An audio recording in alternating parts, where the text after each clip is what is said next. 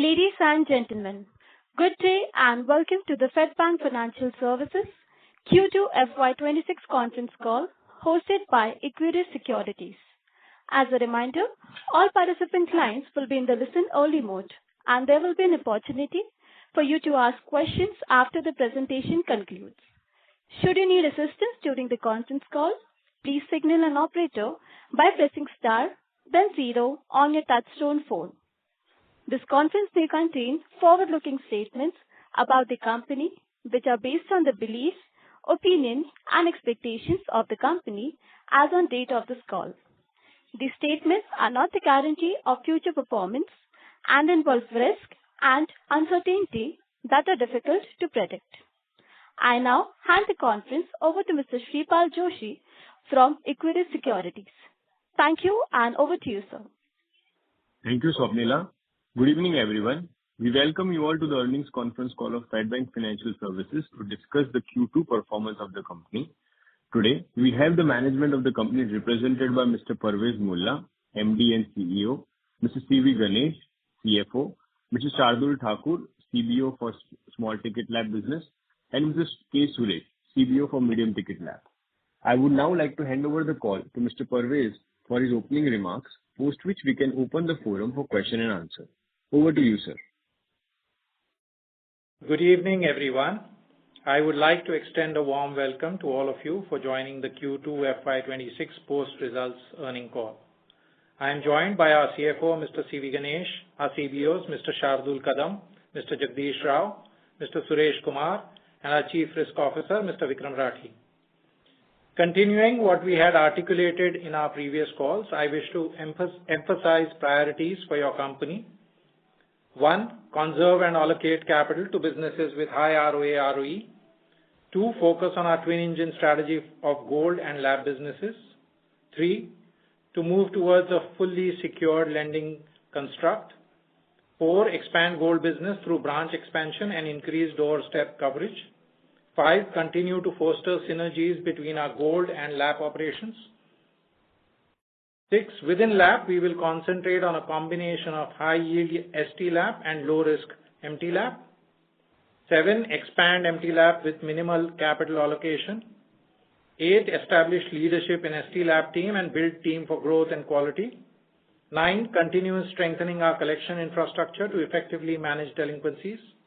10. Aim for increased core income while reducing reliance on DA income. Use DA as a capital allocation strategy.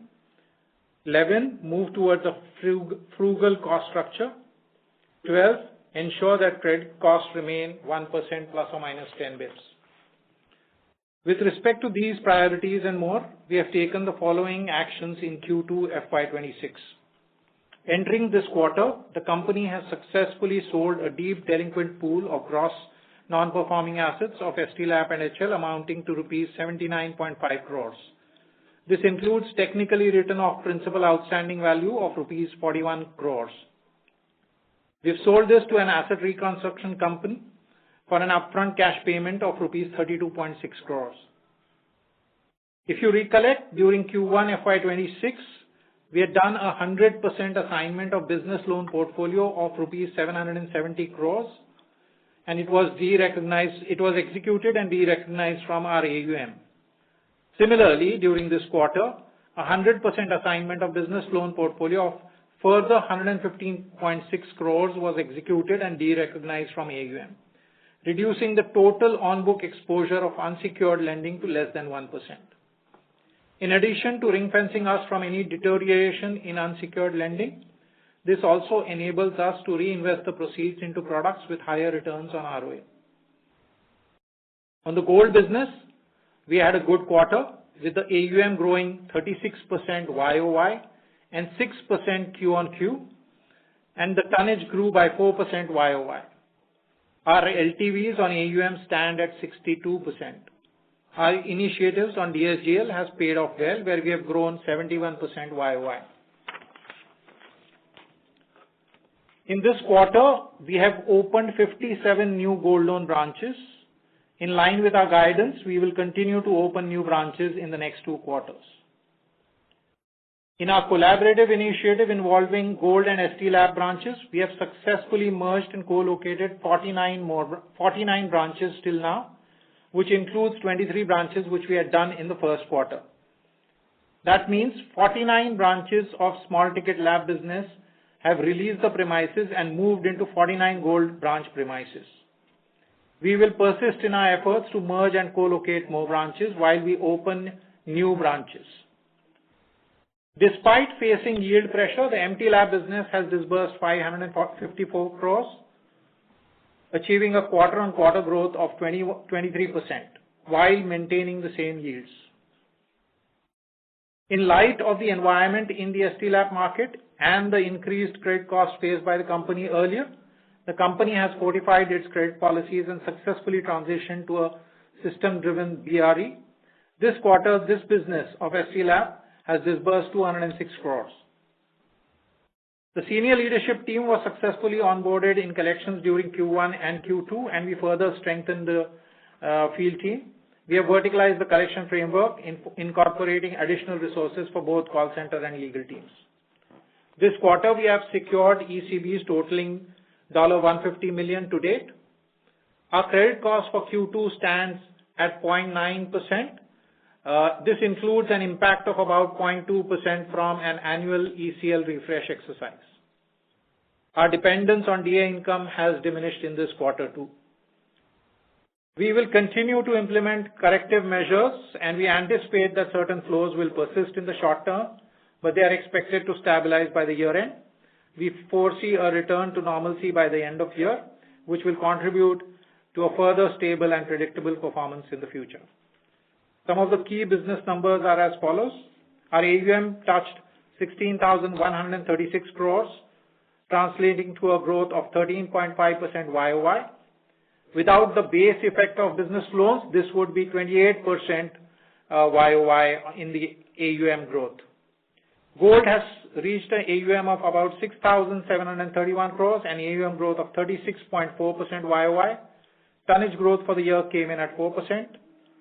Mortgage AUM reached 8,796 crores and AUM growth of 22.6% YOY.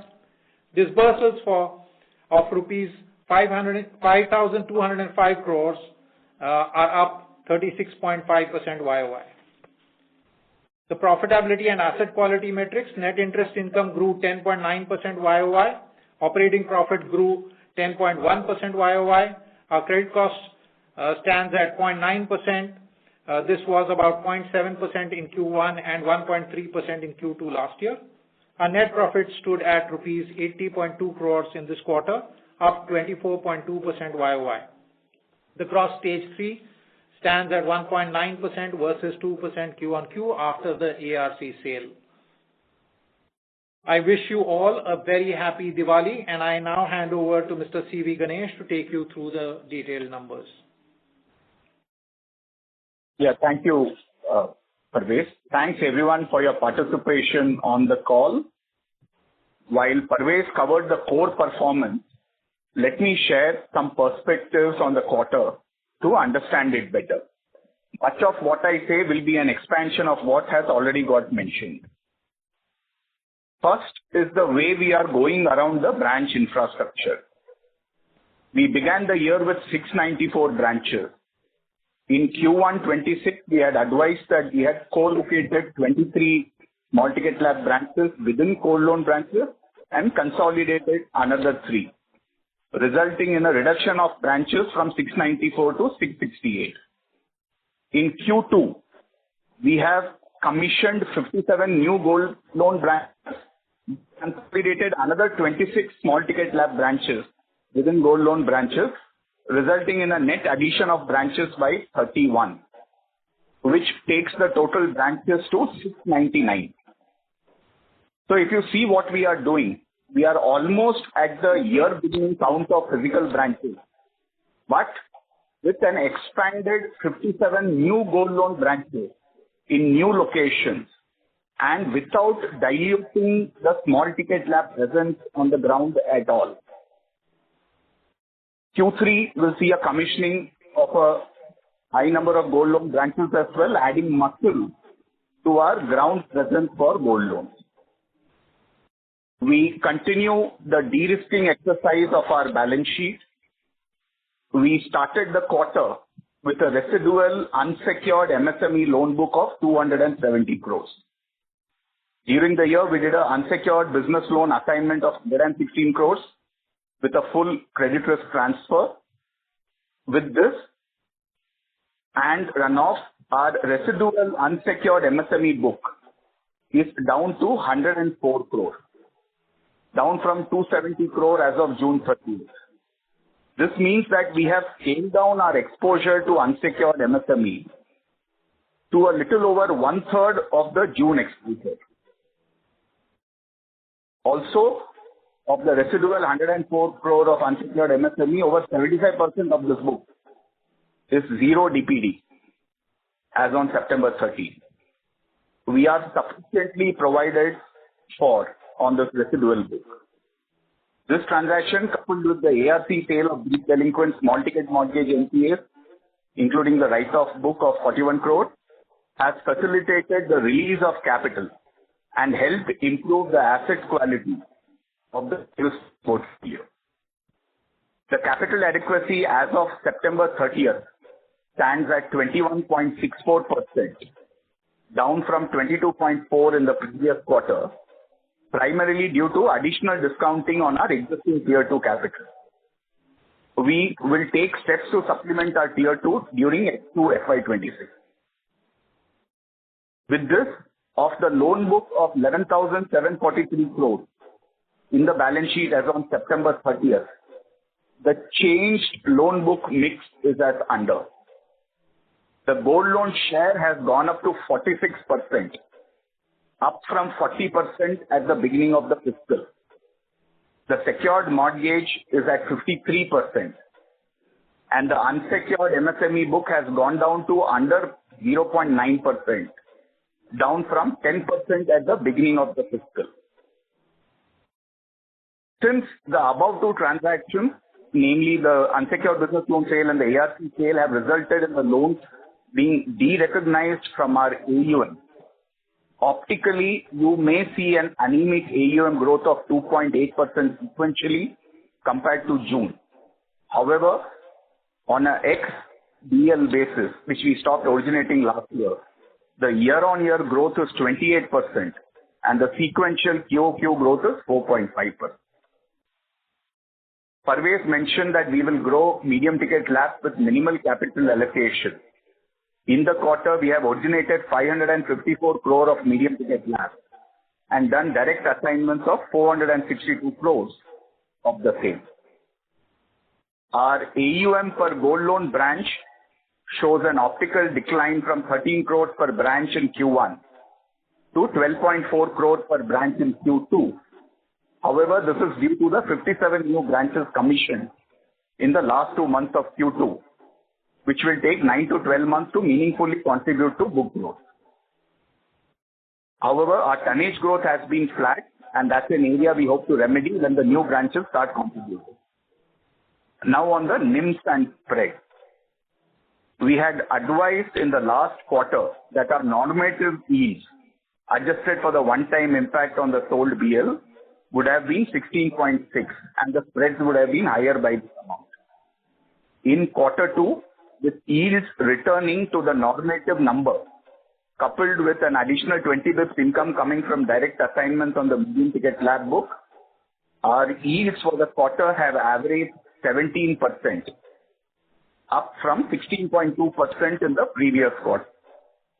That, coupled with the improvement in the cost of borrowing, has led to spreads sequentially improving by 100 bps quarter on quarter to 8.7%. On the OPEX, we are seeing traction in our cost rationalization measures, with OPEX growth contained at 2.6% YOY. However, the operating costs for the quarter reflect a back-ended nature of branch expansion.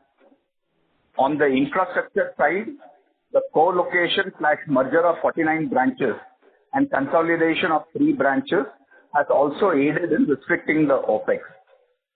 Consequently, our cost to income has come off better at 56.9%, which is a sequential improvement of 136 basis points. As we continue on the branch expansion journey, we expect the OpEx and cost to income to go up to more normative levels, but driven more by capacity-driven spend on new branch infrastructure.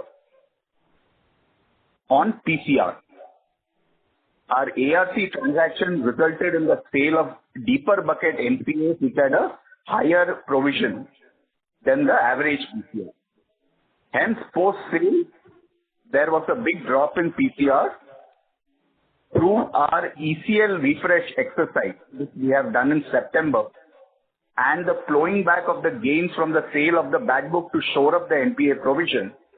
Our revised PCR stands at 32%. Now on the treasury side. On a quarter-on-quarter basis, our weighted average interest cost on the overall borrowings has gone down by 37 basis points from 8.56% in June to 8.19% for this quarter. This reflects a decline in cost of borrowing by 53 basis points from the beginning of the fiscal. This decline has been facilitated by resets on the external benchmarking borrowing and diversification of the resource mix by substituting local currency long-term debt with ECBs. We have more ECBs and market borrowings lined up, and the timing will be a function of how the asset growth picks up. Currently, around 83% of our total borrowings are floating rate in nature, and of these, 45% are on external linked benchmarks, while 39% are linked to MCA. Our incremental borrowing cost for Q2 continued to be comfortably below 8%. The deleverage from our BL and LAP assignments of 578 crores and the marginal increase in the gold loan co-lending by 147 crores has resulted in our debt equity ratio decreasing from 3.89 as of June to 3.78 as of September. That gives us sufficient headroom to expand our loan book without needing to raise equity in the medium term. With that, I hand it over to the operator for any questions. Thank you all. Thank you very much. We will now begin the question and answer session. Anyone who wishes to ask a question may press star and 1 on their touchtone telephone. If you wish to remove yourself from the question queue, you may press star and 2. Participants are requested to use handsets while asking a question. Ladies and gentlemen, we will wait for a moment while the question queue assembles.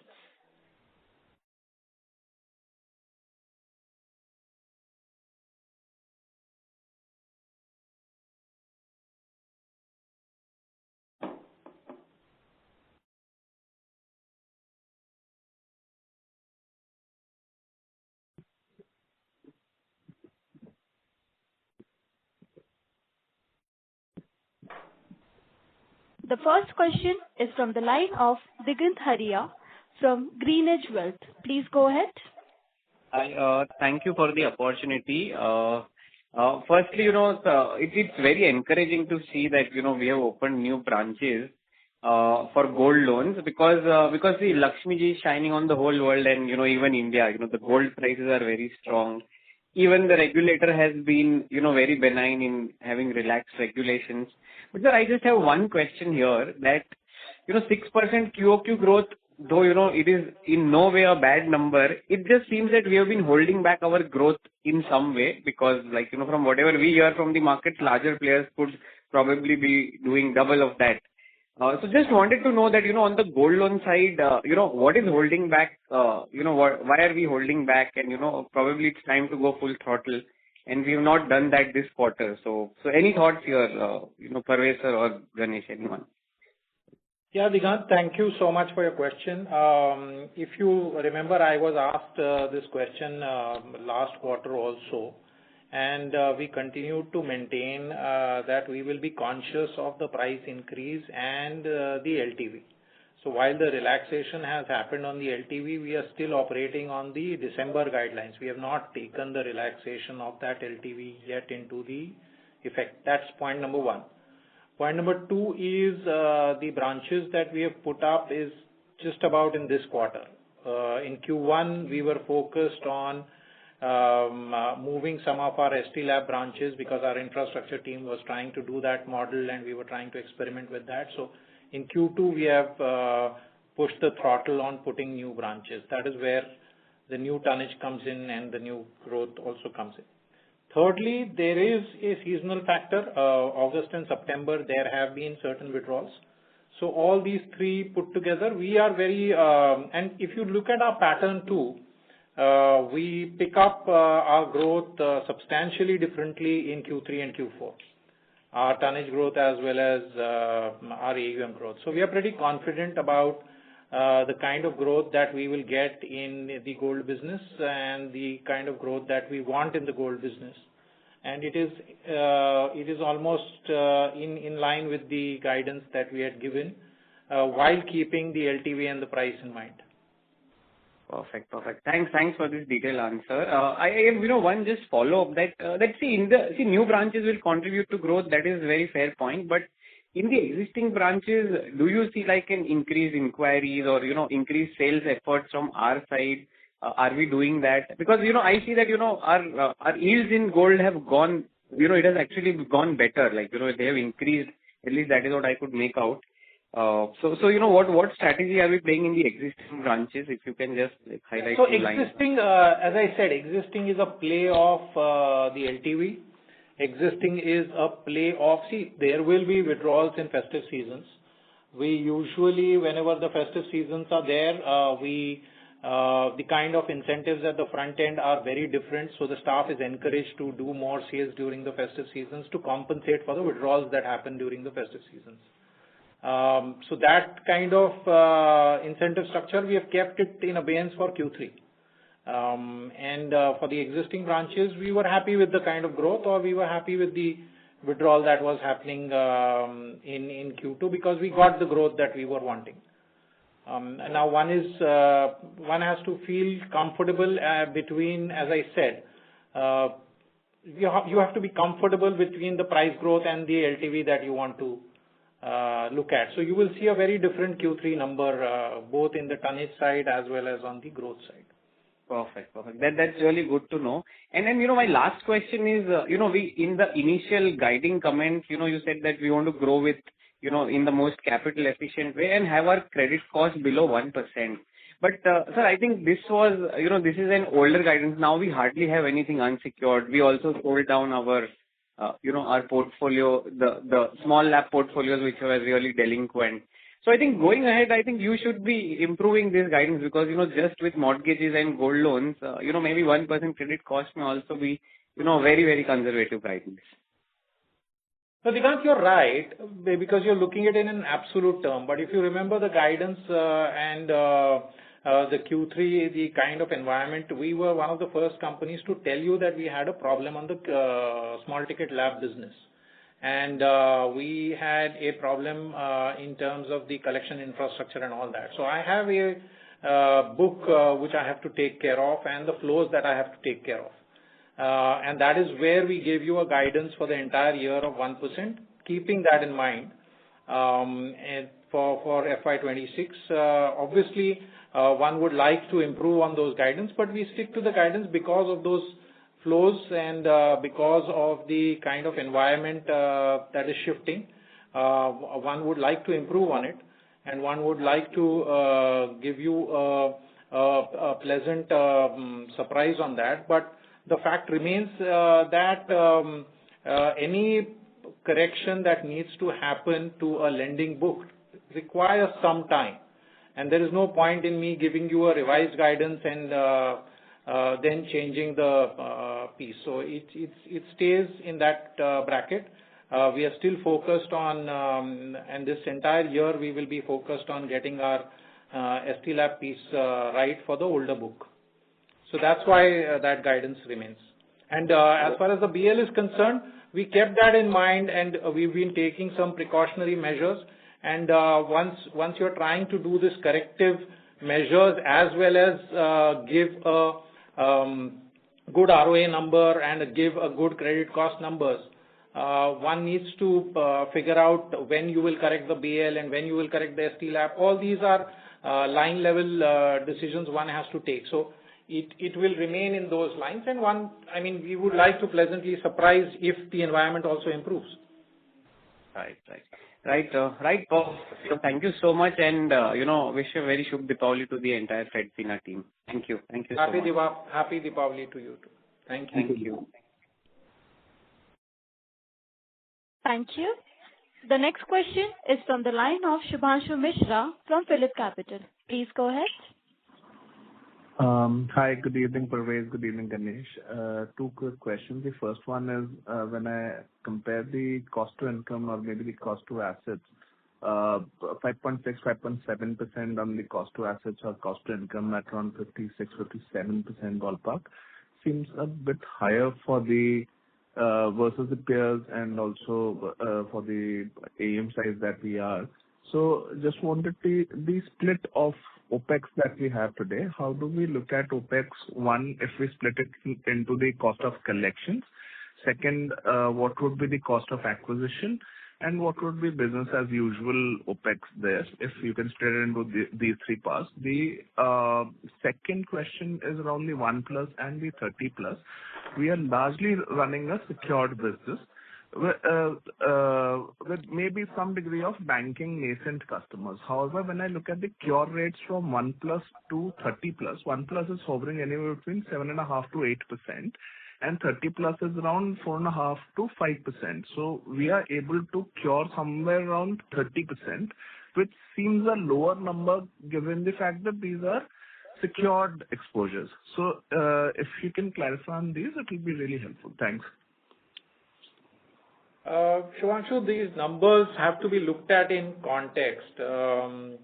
Context is, again, I will draw the attention to my call in Q3 as well as in Q4, where we mentioned that we were going through a difficult situation and we had taken a one-time hit on the ST lab book, and we were trying to rebuild that particular business, and that is where we had given guidance that in the entire FY26 we will be focused on trying to get the credit cost in 1% sub range. Last year we had a credit cost of about 1.8% in FY25, and we wanted to guide in FY26 for a 1% credit cost. So the entire year was a credit cost focused year, and that is what we wanted to guide. We also mentioned that time that the cost to income and the cost to average assets, although were very high compared to other peers, that was not the metric which we will focus on in FY26. We will focus on in FY27 for two reasons. Even though we will do a lot of initiatives to reduce the cost, there is the other capacity expansion, as Ganesh mentioned, in terms of putting new branches as well as adding collection infrastructure to take care of the small ticket lab business. And while you are doing all this in FY26, the numbers are usually not indicative of an ideal state. So FY26 is a rebuild year. That is why breaking up that 5.7% right now might not be correct, and comparing us might not be correct, because we are moving in a context of Q3 FY25. So that OPEX, you will see a substantially different OPEX in FY27. Right now, what you are seeing is our initiatives on the cost which are coming in, but there is also capacity addition, and we will continue to add branches in Q3 and Q4, and that is why you will see a cost to income and average assets might be a 10 or 20 bips here and there in this year, and on cost to income side, it might remain flat over FY25. As far as the 1+ and 30+ is concerned, again, these numbers will have to be compared in context of Q3 and Q4, and we said it will take us a year to correct this. The kind of resolution rates that you are comparing us with, The other companies have evolved themselves on the collection side. We had a very sparse collection team on the ST Lab side. We've built that in the last 2 quarters. The teams are coming in, and that is where we are seeing improvements. This year, you will see those numbers going up or down, but by the year end, we should stabilize those internal numbers as you compared between the 30 plus and 1 plus. I agree, ideal state it should be that, but we are still a little far away from giving you those numbers. Thank you for that. If I can just squeeze in one last question. What would be our collection force today, and how do we envisage the recruitment in the next 2 quarters, or maybe next 3 to 4 quarters? What would this look like in the next 3 to 4 quarters? Again, Shubhanshu, I will answer it in context. 9 months to a year ago, our collection team was not verticalized. We had the same collection team for our medium ticket lab business as well as small ticket lab business as well as BL business. One thing which we changed this year was we verticalized the collection team. We got separate leaders for this vertical structure of collection. Then we got the regional leaders, so we over-invested in that collection infrastructure. Plus we improved the ACR. Plus we ensured that the 12 MOB is assigned to the sales team, which was responsible for sourcing, and we had a KRA for that. Plus we got a new leader as a Chief Business Officer, Mr. Shardul Kadam, who's now ensuring that collection as well as business go hand in hand. And we also, as far as the feet on street is concerned, whenever the collection team is sparse, most companies land up giving it to agencies. That was the scenario a year ago. We are, over the last 6 months, we have been trying to reduce the agency percentage, and we've been successful in that. So all these work is happening in the background. When I give the guidance of 1%, there is a lot of work which goes behind all this in trying to ensure, and these are the infrastructure changes as well as the structure changes that we are doing in the ST Lab business to give us the output that we are wanting. We are still 6 months away from it becoming predictable. Understood. The count of people or? Yeah, I can, for example, on the small ticket lab business, earlier I had about, only for the small ticket lab business on the collection side, I had about 200 people. I would have increased it to about 400 people. Understood. Sure. Thank you, and look forward to this structuring, and best of luck for the future quarters. Thanks. Thank you. Thank you. A reminder to all the participants, if you wish to ask a question, you may press star and 1 on your touchtone telephone. The next question is from the line of Mayank Mishra from JM Financial. Please go ahead. Yeah, hi sir. Sir, I had a question on the disbursement front. So basically, you just explained that you have been doing some locating branches, and there is a good amount of expansion going on in the gold loans, but your tonnage seems to be decreasing at the same time, and your disbursements have also been sequentially. For this quarter, at least, there was a sequential decline in disbursements. So, is there any competitive pressure that is building up, because of which maybe we may be going a little slower, or can you throw some light on why has the disbursements been a little slower compared to previous few quarters? Yeah, Mayank, thank you for that question. I might be repeating myself because I answered that in the first question also. Our disbursements in the gold, we also look at the net growth. If you see the AUM growth quarter on quarter, we've seen a 6% upside quarter on quarter, and year on year, we've seen a 36% upside on the AUM for gold. So there is an upside. As far as tonnage is concerned, you are right. In the first two quarters, the tonnage is flat. But if you look at us in the past 2-3 years also, the first two quarters, our tonnage has been flat in the first two quarters. It picks up in the third and fourth quarter. And that's how we have always guided that if you look at year-on-year tonnage growth over the last 5 years, you will see year-on-year tonnage growth. So our tonnage usually picks up in Q3 and Q4, and it's seasonal for us. As far as competition is concerned, there is increase in competition, yes, but right now I won't connect the less dispersal to competition. I think there is a little bit of withdrawal which happens in Q2, which has happened. In terms of customers withdrawing their jewels because of festive seasons as well as because of the price rise. And we think, looking at the October numbers, we are very, very confident about Q3 being a definitive quarter for us, which is comparable to our previous seasonal movements. So for us, it is normal business as usual. I mean, it's nothing unusual. And as far as you would have tracked us over the past 3 quarters, if there is anything unusual, we would have been the first people to tell you that there is something unusual for us. Our gold business is doing decently in traction.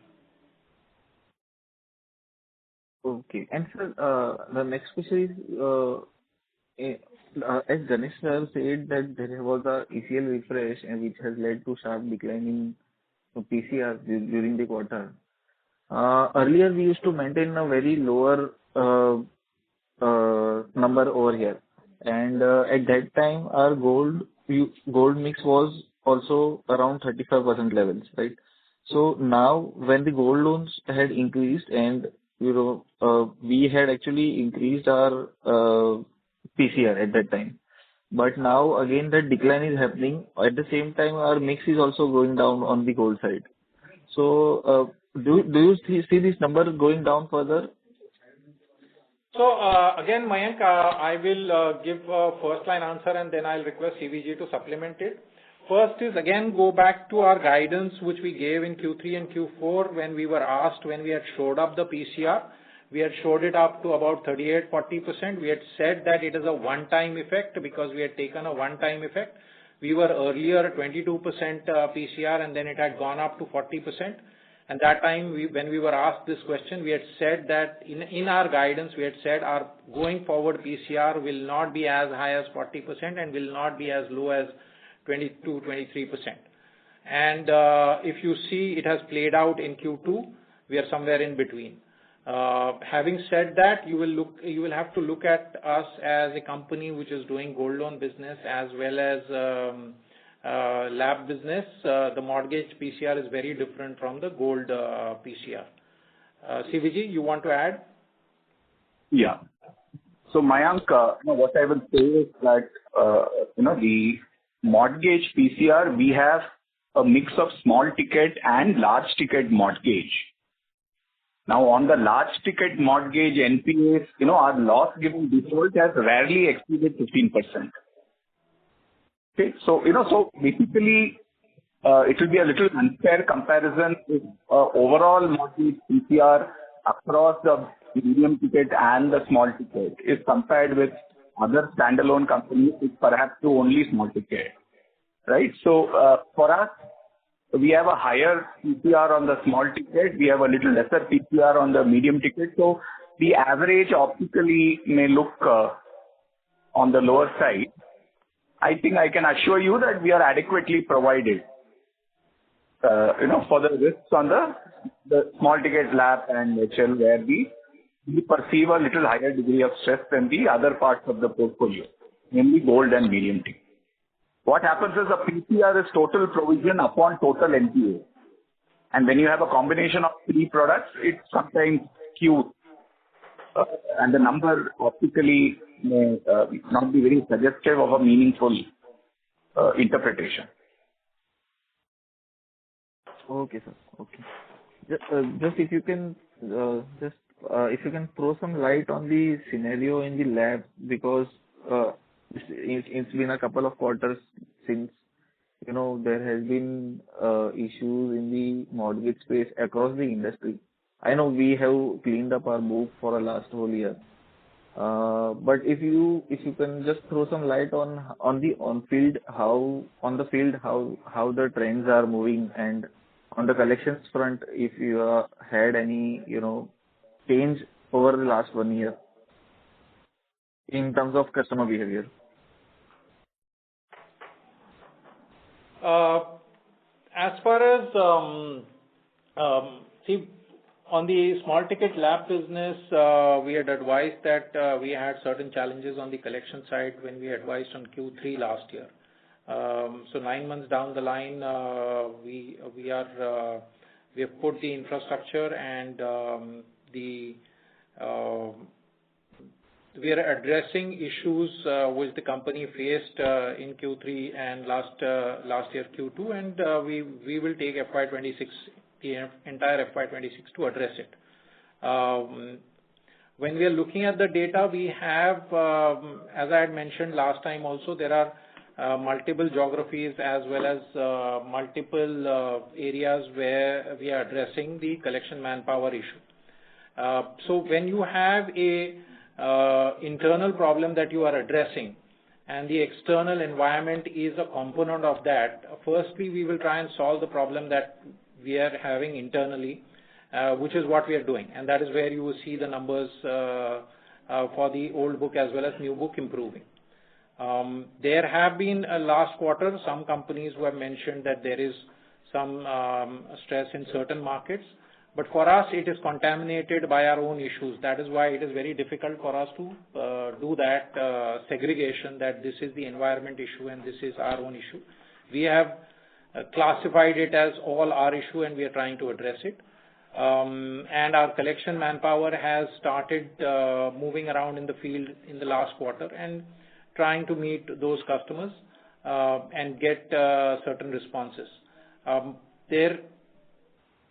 If you look at the kind of income levels that have happened in rural India, if you look at what has happened in the microfinance market, if you look at how the wage bills have been or how the crop pattern has been, it's a mixed bag for rural economy. And incomes have been stagnant in that area. So there definitely is that environment which is playing in.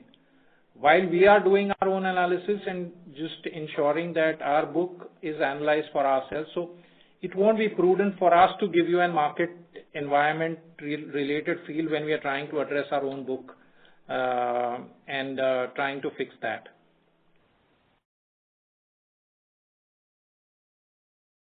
Got it, sir. Thank you, sir, and wish you a very happy Diwali. Thank you. Happy Diwali to you too.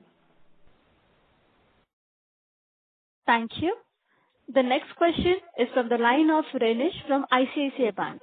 Please go ahead. Yeah, hi sir. Congrats on a good set of numbers.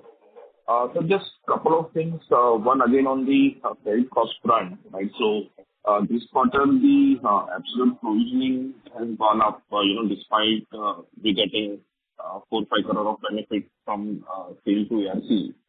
So just wanted to understand whether this quarter we have seen gross slippages going up or, there is a elevated write-off this quarter. So Renish, to broadly give you, there will be a 20 bps there of ECL refresh, which we have done in this quarter. Okay. So that 90 bps has a 20 bps there. And as far as the ARC sale release is concerned, that would get compensated with the PCR increase that we have done. But that is to route through P&L, right? Which one? Yes. So Renish, can I come in here? I'll just answer the question maybe. I'll supplement what Parvez said. Yeah, you are right? So that has to come through the P&L. I can tell you that no part of that gain on the ARC sale is flowing to the ROA. We have used it to flow back the provisioning. I am also confirming that our credit costs for this quarter are actually equal to or a little lesser than the credit cost for the last quarter.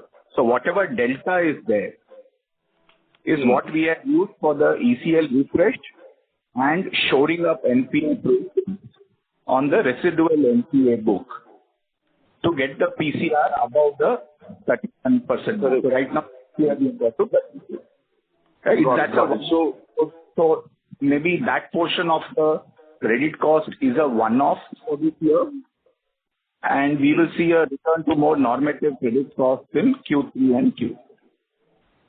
So, okay, so when we say normalized credit cost, basically we are saying a 70 basis point should be a normalized credit cost, right?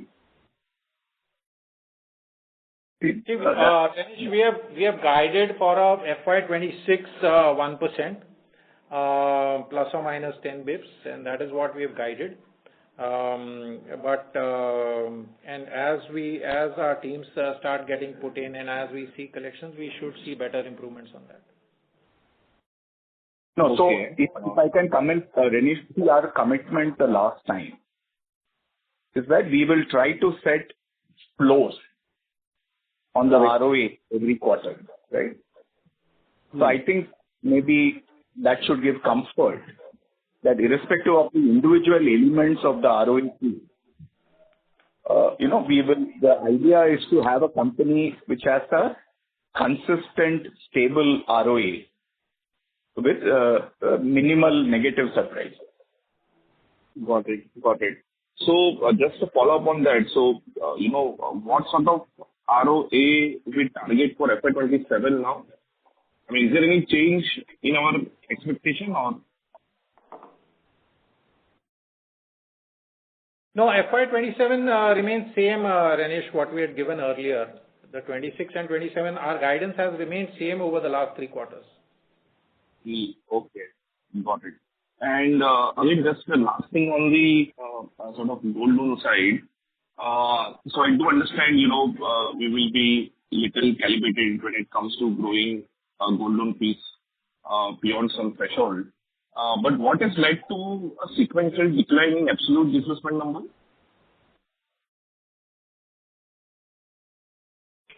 So Renish, Jagdish here.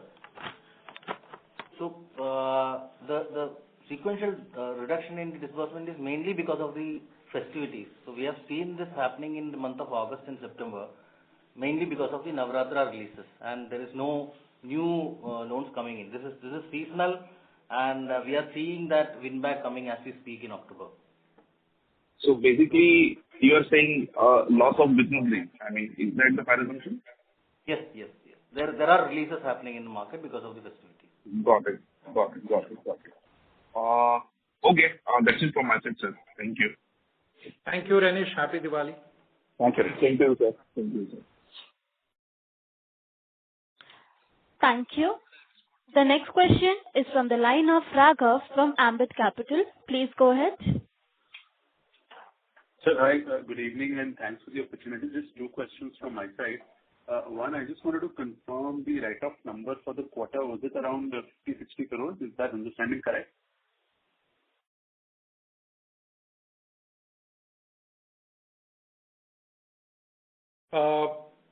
Raghav, where did you pick that number from?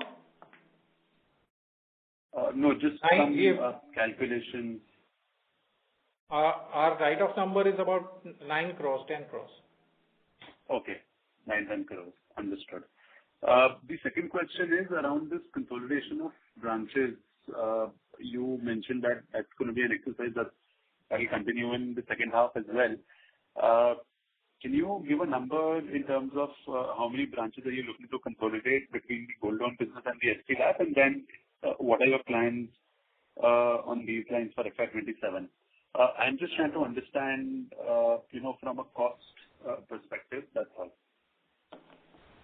Yeah. So we plan to open we plan to open about 150 new gold branches in the entire year, of which you've seen almost 57 done now. So another approximately 90 odd will come up in the next 2 quarters. As far as the consolidated branches are concerned, that's a little tricky because we have to look at the leased premises, we have to look at the space which is available, and we've made that list of the as well as the business cashment and everything else. So that number we have pegged ourselves to about 75 to 80 for the year, which we will try and do. We've reached a 47 number, so there are another few in pipeline. If we so that is not constrained by our. It is constrained by the fact that if there is any market compromise or if there is any space available compromise, then we might do lesser. But 75 is somewhere is what we will try and target. What I would urge, Raghav, is if you see the way we have been deleveraging and releasing capital, the idea is to have enough gunpowder to avail of the gold loan opportunity, right? And the whole idea is to build capacity for a better FY27 and FY28, right? So that's the idea here. There is enough gunpowder in our gun right now. Understood. That's very helpful, and thank you for taking my question. Thank you. The next question is on the line of Pawan from Edelweiss. Please go ahead. Sir, thank you for the opportunity. I hope I'm audible.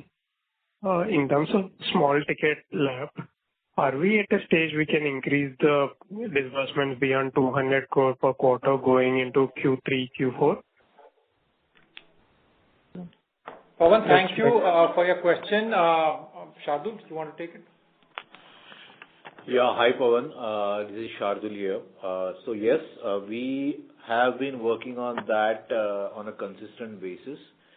As we are guided, what we've seen, our assessment about the environment is that the borrower segment on which we focus, it is not completely come out of the woods yet. So we are continuing to monitor the environment, and we are also working on our own portfolio. What has happened in the last 3 to 5 months' time is we've completely firmed up our leadership teams at a state level, and that is in place. Now, with that happening, there is a decent degree of attraction we can confirm that is happening in terms of our distribution, in terms of also beginning to leverage our gold loan branches where we are using that as a pilot for new point of sales. So all of that is happening. We have, in light of the environment, we have also tightened our credit policies. We have shored up our CIBIL thresholds, because of which we have seen some degree of a reduction in our disbursements. So the teams are getting aligned with this new regime, and I think that's a transitionary phase where we are right now. So yeah, once that stabilizes, I think we should start seeing a pickup. Got it. Thanks, Shardul. One more question to you. The origination yields have come down from 16.1% to 15.5% quarter on quarter. And generally, this segment of customer is agnostic to rates. I mean, the conventional wisdom. Any reason for this drop?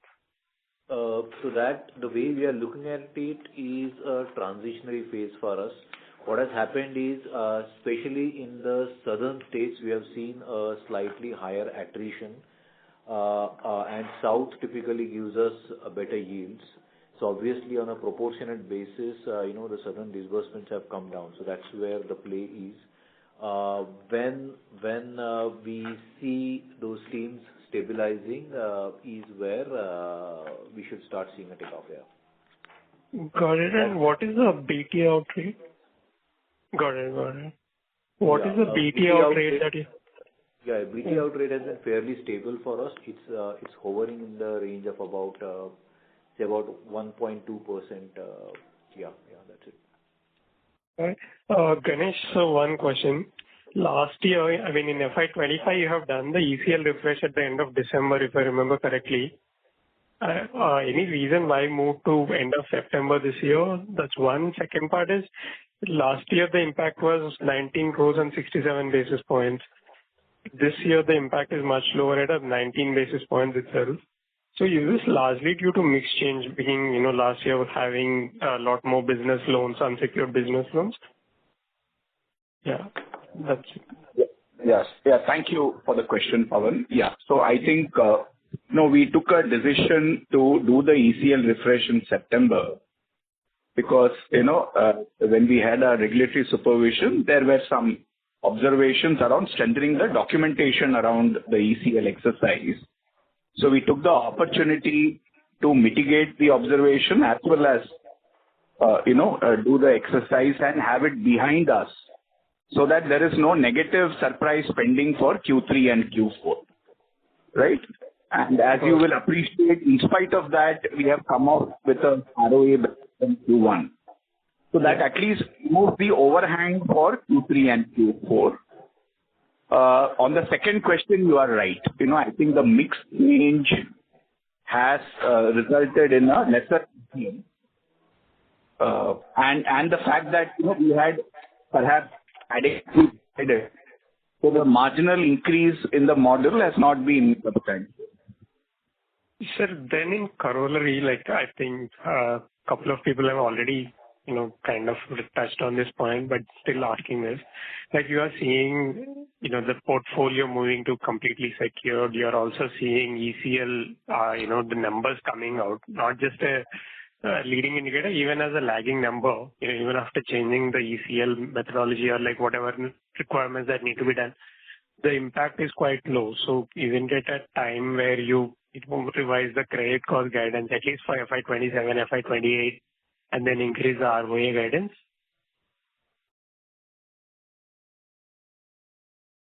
Now let's look at Q3 and we will come back to it. What you are saying about lead indicators. See, one not only looks at these indicators, but one is also looking at what is happening at the field level. What is the kind of response that you are getting in your buckets? What is the kind of collection efficiency that you're getting in your pre-buckets? All these are also factors which are one is looking at. That is why we are not revising the guidance right now. We also want to be pleasantly working towards it. We don't think the issue which we identified can be fixed in 2 quarters. It requires certain time, and we are fixing it. And while we are fixing it, we are running a ship, and we believe that we are giving numbers which are in line with certain guidances that we have given. And we want to be giving a guidance which is contextual to this corrective exercise that we are doing. Thank you, sir. Thank you, Shardul, Ganesh, and to you, and wish you a very happy Diwali. Thank you, dear. Thank you.